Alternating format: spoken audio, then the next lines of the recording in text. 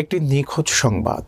গত ৯ মে বৃহস্পতিবার ভোর আনুমানিক ৫টা থেকে ৬টার মধ্যে ঢাকা জেলার আশুলিয়া থানার সাভার সেনানিবাস ও জাতীয় স্মৃতিসৌধের পাশেই অবস্থিত কুরগাঁও হাউজিং সোসাইটির নিজ বাসা হতে বের হয়ে এখনও বাড়ি ফেরেনি ইলেকট্রিক মিস্ত্রি মোহাম্মদ জাহাঙ্গীর আলমের ১৩ বছরের প্রতিবন্ধী ছেলে মোহাম্মদ শাহাদত।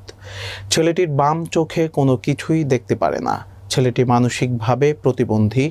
সে কোনো কথার উত্তর দিতে পারে না। সে শুধুমাত্র তাকে শেখানো কথার জবাব হুবহু দিতে পারে। তাহার নাম শাহাদাত, পিতার নাম জাহাঙ্গীর এবং বাসার জায়গার নাম সোসাইটি এবং আমতলা বলতে পারে।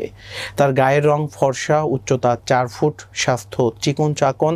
হারানোর সময় তাহার পরনে ছিল বাদামি রঙের হাফ শার্ট এবং কফি কালারের পায়জামা। সে রাস্তাঘাট এত কিছুই চিনতে পারে না। এ ব্যাপারে আশুলিয়া থানায় ১০ মে শুক্রবার একটি জিডি করা হয়েছে। জিডি নং ৯২৫।